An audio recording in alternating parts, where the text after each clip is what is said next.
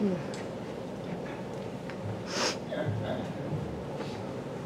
I want to introduce a young lady that Pam and I met at a bookstore in Tanger Mall, and she had a testimony. Matter of fact, we spent probably about 30-45 minutes just talking.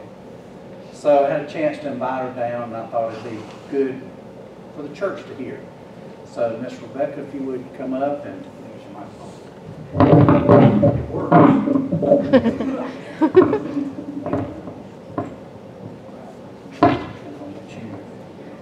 Do the service however you wish to do.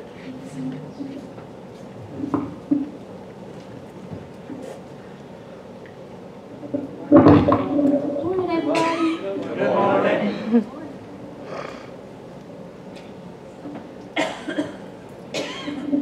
Before I get started this morning, I just want to say thank you for having me here. It's a pleasure and honor to be here this morning. I'm not usually this emotional, but my grandma just got into a car wreck.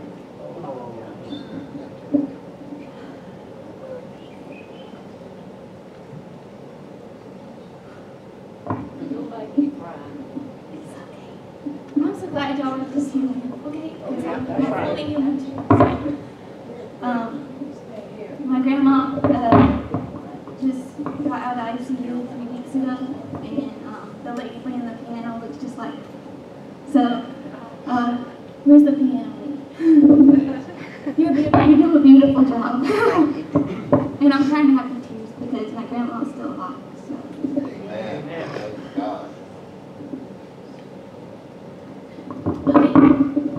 Okay, well, my name's Rebecca, and I'm going to take a deep breath. How are y'all doing? Wonderful.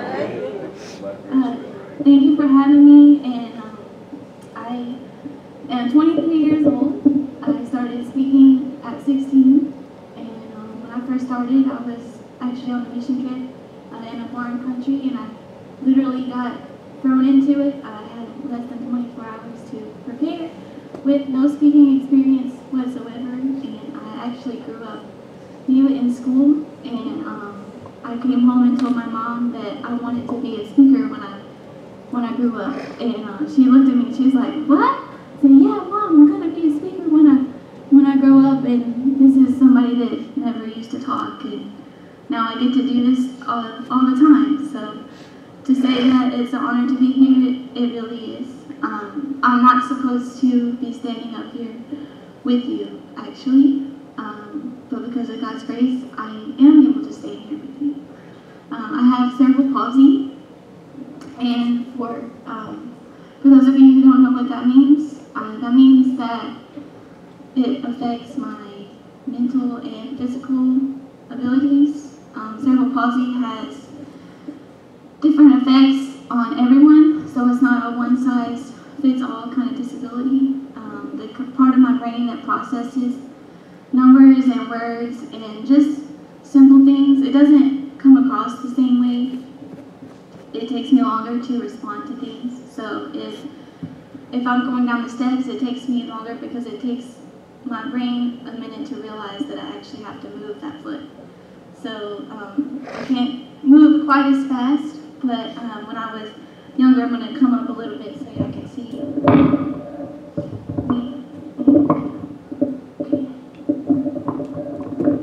I like laying down here. Uh-oh. Hang on. My man's coming.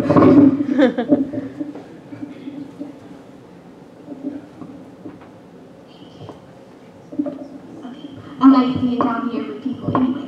How y'all doing? This is much better. But when I was younger, I actually used to stand just like this.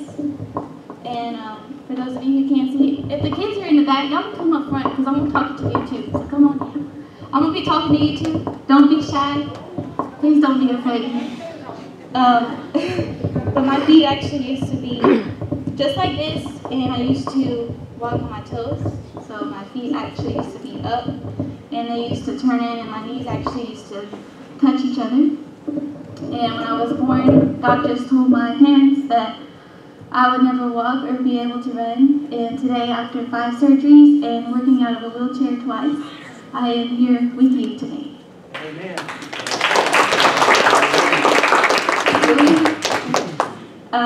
I learned how to walk 3 times, and I used to wear braces on my legs. And because of the surgeries and because of the physical therapy, I don't have to wear them anymore, which is why I, for the most part, look like everyone else. I do have problems with my back because I also have scoliosis in my spine, which means a part of my spine is actually dislocated. So I have a lot of stuff going on in here, and a lot of people don't see it at first, and then when I tell them, they're like, "You have what?" I said, I said, "It's for real." I couldn't do this before, so I'm just thankful that I can stand up here with you. For those of you who like sports, I play soccer, and I have a black belt in karate, and doctors told me I'd never be able to do that. So,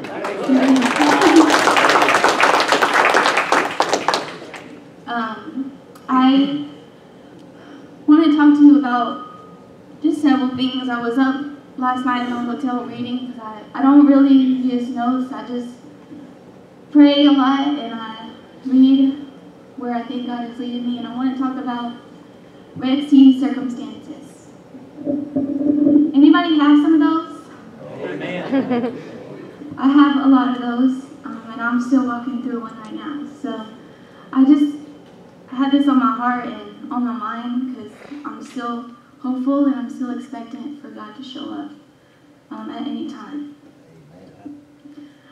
I am 23, and I was speaking at a church, and it was a congregation actually similar to this one, and I couldn't help but think, that I'm 23, and they're probably wondering, like, what does she actually know, and how much does she know, and what could she teach me? And I don't know where you are in your walk with God, or where you are in your walk in life, or anything, but I do know that God still has a plan, and it's bigger and better than mine. I wish I could have said that I always thought this way. I didn't always used to think this way. I'm the only one in my family that has any kind of medical condition. And when I was born, we really didn't know what to do with it. My mom was surprised, and they didn't find out about it till I was 18 months old. And my mom noticed that I wasn't hitting the milestones like everyone else was. I wasn't crawling, I wasn't pulling up on things. There was just a lot of stuff that wasn't adding up, and we didn't know why. And my mom took me to the doctor, and the next thing we knew that I was on the way to Scottish Rite, and they did an MRI of my brain, and they were able to identify it right away. The gray and white matter in my brain is actually out of proportion, and that's part of what affects everything else. I have leg spasms, which means I can't control everything that I'm doing. I can make it look pretty now, and make you not be able to notice, but I can feel it. I can kind of just brush it off. But for this to happen in my family, nobody really knew what to do with it. And we were so surprised, and they were telling us that I would never be able to do anything, and that there wasn't really a lot of hope. And so here's that Red Sea, and we're just kind of standing at it. And I do come up from a family of Christians, but they're not like strong Christians, so we just kind of went from you have a normal kid to all of a sudden something is wrong, and we didn't know what to do with it.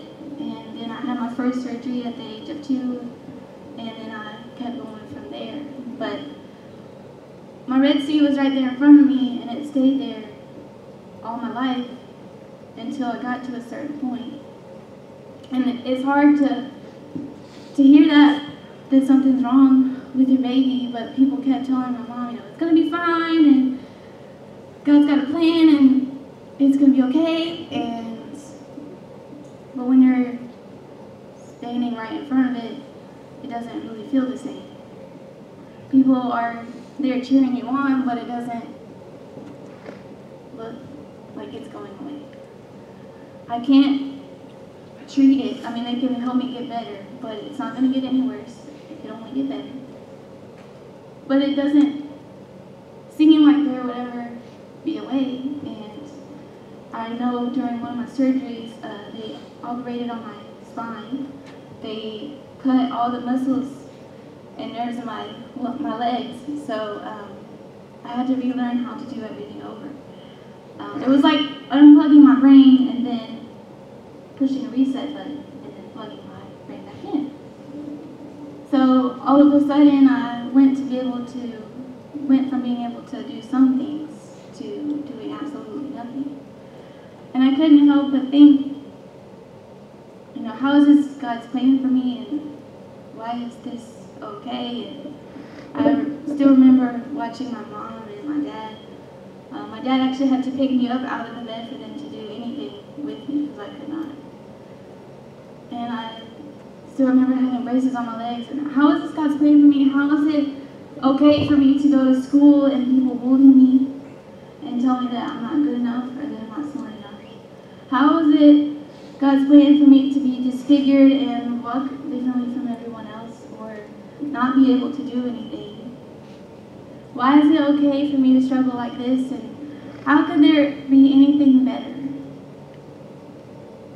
As I was up reading last night, I got to Exodus.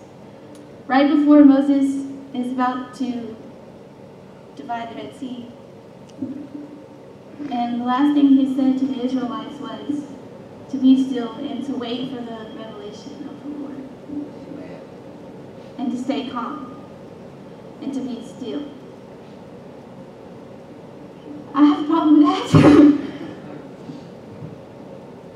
You want me to be still in the midst of all of that, and that's only some of it.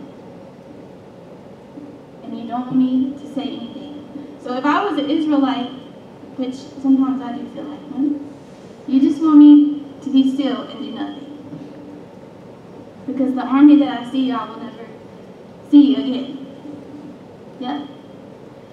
Which, in that circumstance, it would make sense for the Israelites to be upset. It would make sense for them to be anxious. I can't stand here and say that I wouldn't be. And I can't stand here and say that I'm not in my own circumstances. So, it makes sense for them to feel like they do. But it's our choice to stand here and wallow in it. Because God doesn't give a spirit of fear. Or timidity. But don't you know how badly the Israelites wanted to lean over and go, hey Mo, don't you want me to build a boat and get some stuff built so I can make a raft for us to go across the lake or the sea? Or don't I need to take off my earrings and buff my fingernails and put some Vaseline on and keep going? Nope.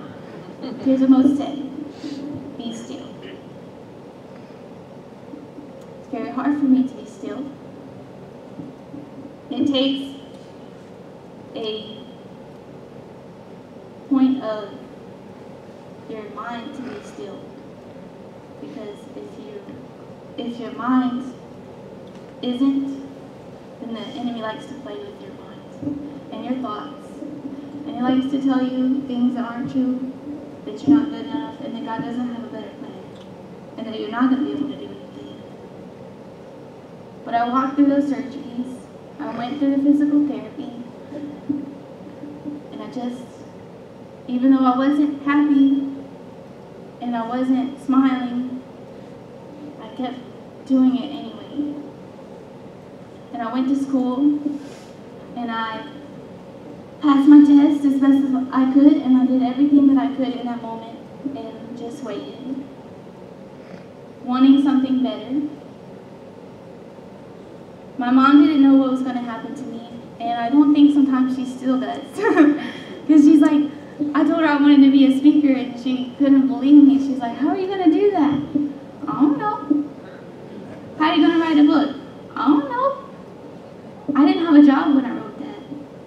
But I knew that it was going to be okay, because I knew that it was time. And when I was 12 years old, somebody told me something that I had never heard before.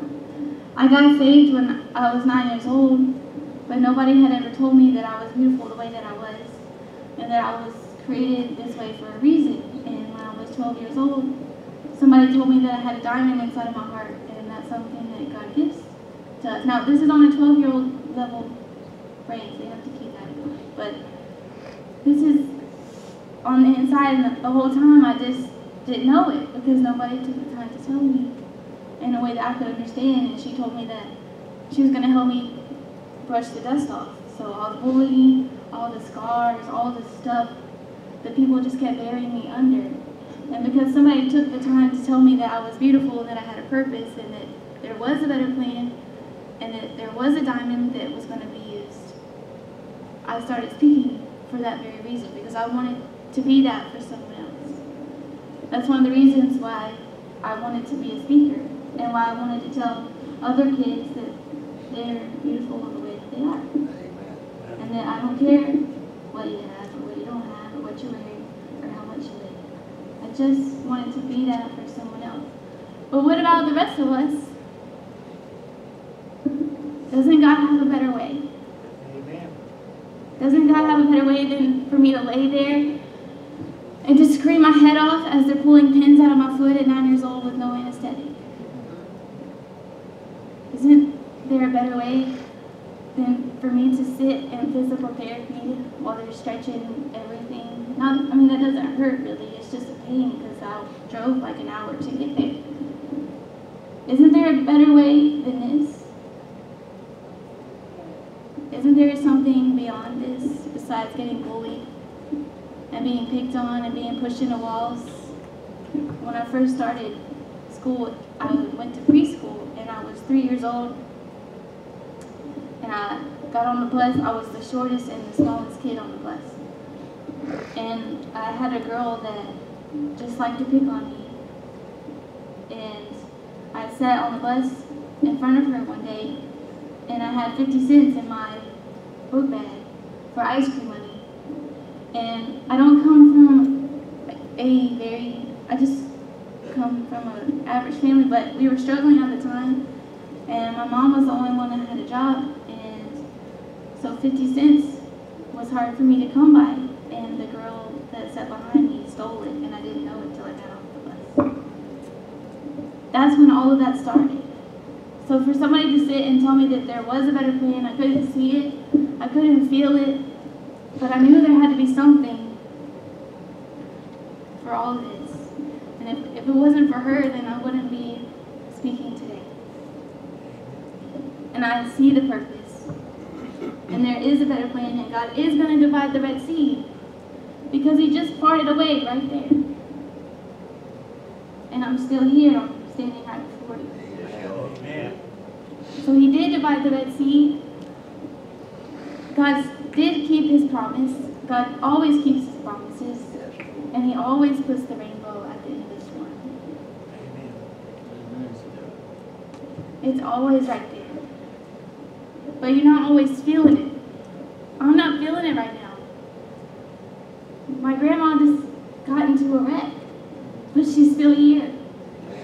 She has 5 broken ribs and a fractured breastbone and probably some brain damage. But she still remembers who I am, and she's still alive, and she's 86 years old. So I'm still walking through the storm. So this message today isn't just for you, it's also for me, because I'm having to go back and remember what God has already brought me through. Yes, Lord. God does make a way.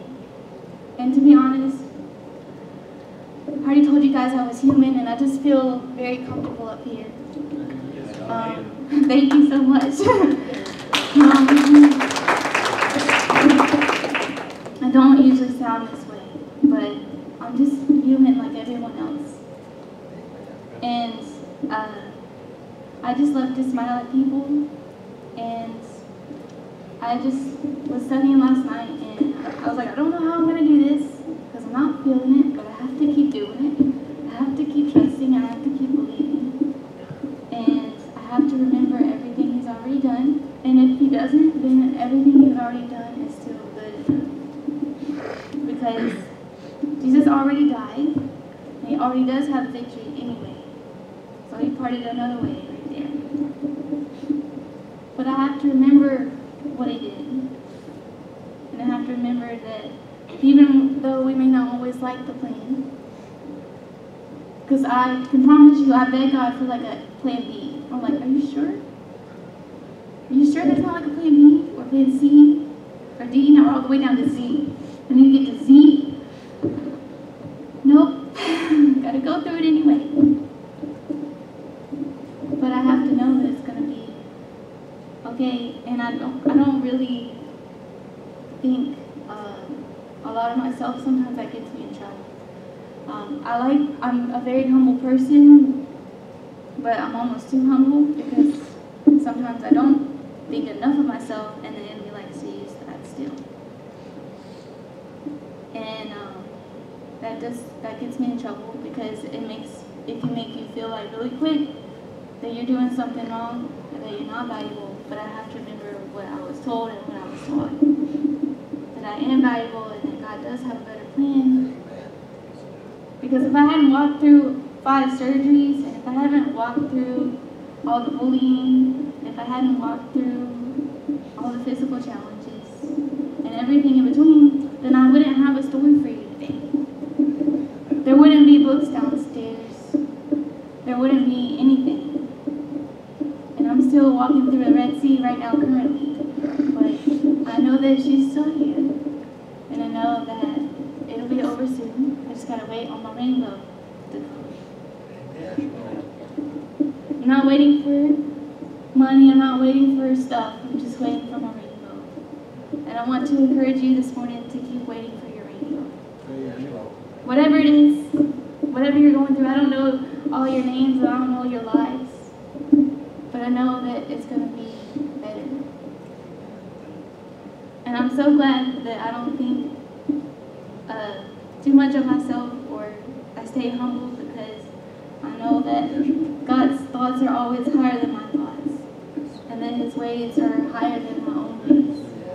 And because I know that, I can still do all things through Christ who strengthens me.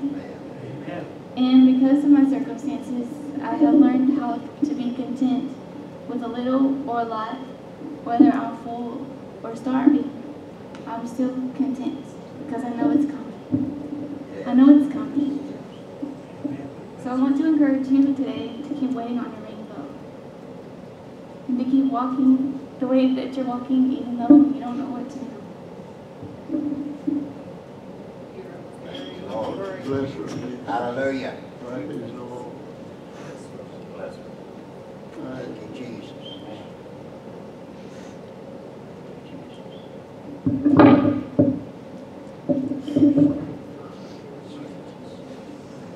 You okay?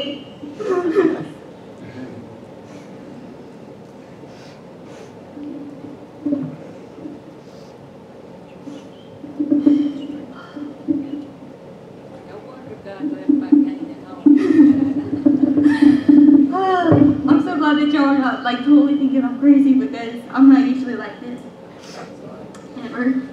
But when this was scheduled out, there wasn't a card or anything. It just kind of came out of nowhere. So I'm not usually like this, I promise. But I'm so thankful that y'all are willing to take me like this.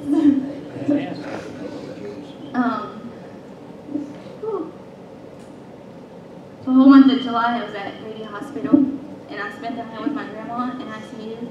I didn't go to bed with her until 4 a.m. because she wasn't asleep. So I promised her I wouldn't go to sleep until she went to sleep. And now that she's out, I'm gonna peek at her and tell her she kept me awake till 4 a.m. She doesn't know that yet, but I'm still smiling. I love what I get to do, and I love the fact that I'm still here. And what you're seeing right now, besides the tears rolling down my face, I'm like this everywhere. I love going shopping. I like going to Walmart. My mom laughs at me because now she just gets to where she just tells me to go by myself, because I'm in Walmart so much that the sales people, like the cashiers, know who I am. by name. And they know usually what I'm buying because I'm going in there for the same thing. But I go through there, and one day my mom was with me, and I was pushing the buggy, and I was looking up, I was standing on my toes so I could see over the racks of stuff, and I was just like looking, always looking for somebody that I could see, or meet. There's always somebody that I know, and she turns around and she looks at me, she goes, "You have your Walmart radar on." I said, "Uh-huh." And sure enough, like 5 minutes later, here comes this cashier. "Hey, Rebecca, how you doing?" And I stop, and my mom's like, "Oh, great." Because she knows I'm going to be standing there for like 10 minutes at least. And so usually for me, a Walmart trip is about 3 hours. So that's not a joke, but I love to meet people, and I love what I get to do. I smile in Walmart. It's amazing what kind of response you get from cashiers when you just talk to them and smile at them and just be real with them for a minute, because you're the only person that may talk to them. I was in Dollar Tree one time and the power went out. I had never been in a store where the power went out, and it kind of scared me because, I mean, it didn't scare me, but I was just looking at some cards, and all of a sudden the lights just go, phew. I'm like, it's really dark in here.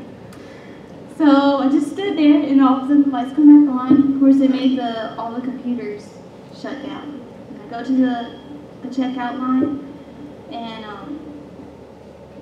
this lady was standing behind me, and I'm just standing here, and the lady that's working there, she's trying to get the computers back up, and she's messing around with them, and I had cash, so I really didn't care if the card swipe they worked or not. So I just was waiting until she was ready, and I'm standing here, and this lady walks up behind me, and she's just like yelling at this lady because the computer won't come back up. And just yelling at her like she's supposed to be able to just magically just fix the computer, and she can't, and she's waiting on it to reboot. And she looked at me and she said, right in front of this lady, she said, "Thank you so much just for being patient," and smiling. And I really wanted to stay there with her until that other lady left, just because I didn't want her to get hurt. But it's amazing what kind of people I meet just by looking at them and talking to them and just being myself. And I love it, and I'm so grateful to do what I'm doing. I'm thankful that I can drive a car and that I can do my laundry right most days, and not turn anything pink. But it's just those little things that I used to not be able to do that make things worth it. And I am actually also a substitute teacher for Newton County. So I spend a lot of time in the schools, and the kids ask me all the time. I started subbing 2 years ago, and because of my legs, I guess it looks like I broke them or something. But one of the kids asked me, they said, "Miss Rebecca, are you okay?" I said, "Yeah." I said, "What's wrong?" And she said, "Well, what happened to your legs?" I said, "Nothing." I didn't realize what she meant. I said, "Is something wrong?" And she said, "Well, did you break your legs?" I said, "No, but apparently I walk with a limp and I don't know it." So I cleared that up, and I started a program called Bullying 101, and it's basically a school version of what my life was like while I was in school. And my school that I went to growing up, I subbed there most of the time, and they let me start this program. And because I was able to go through all the grades, the school got turned into a no place for hate. So, I'm still being used, and the same person you see up here is the same person out there. But I'm determined not to quit because of the school teachers that I meet and the people I meet in the stores with nothing and just looking for somebody to smile at. So even if you don't know what to do, in the midst of waiting, and in the midst of trying to be still, be a rainbow for somebody else and just smile. Just smile anyways. Because that's what I'm having to do in the midst of this right now. I don't know what else to do other than to keep doing what I've always done. I'm going to keep going to church. I'm going to keep praying. I'm going to keep believing. And I'm going to keep smiling. Because I never know who's watching. Amen. And I want to do it for someone else.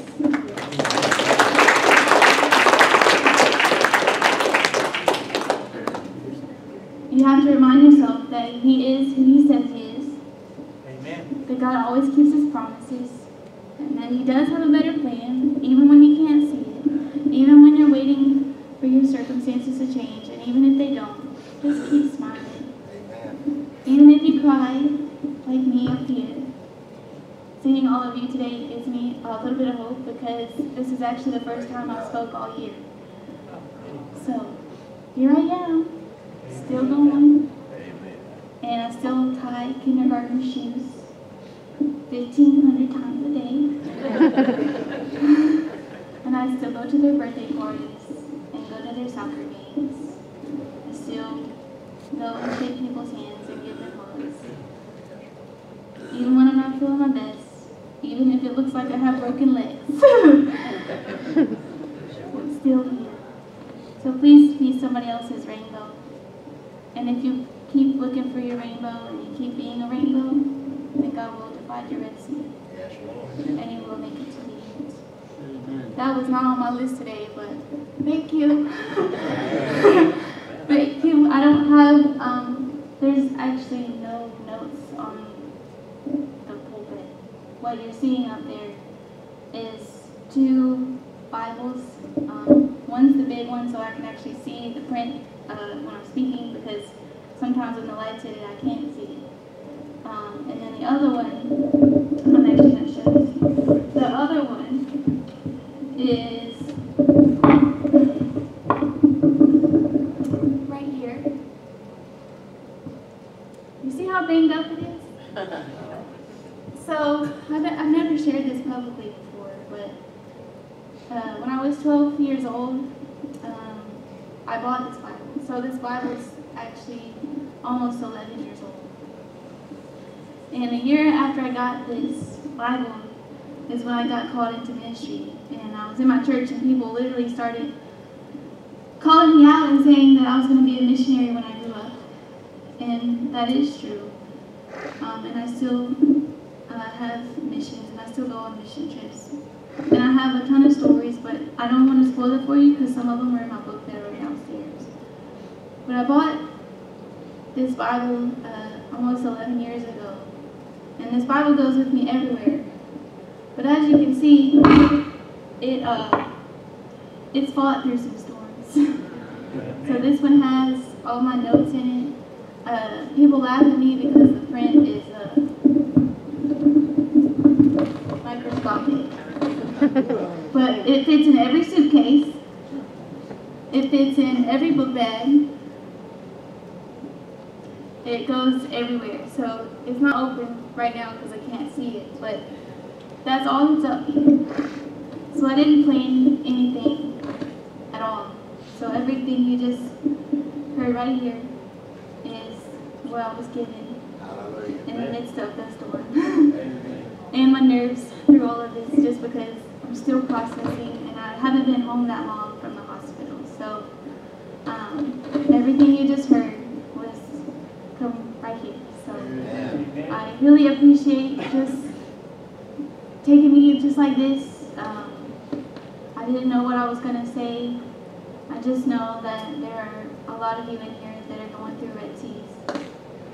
And I want you to know that there's a rainbow at the end. Yes, Lord. Even while I'm walking through mine. So, thank you so much for having me.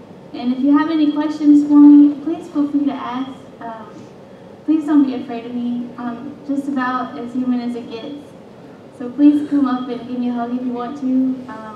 Books and stuff are downstairs if you want to ask me anything. Please feel free because I know there's probably stuff I forgot that I'm not really thinking about right now. So please just come up and talk to me like everybody else. That's all I really want. So thank you so much for having me, and I really look forward to eating with you guys. I'm so grateful that it doesn't have a hamburger bun or French fries. I'm so glad for that. So thank you for letting me be a part of you guys this morning. Amen.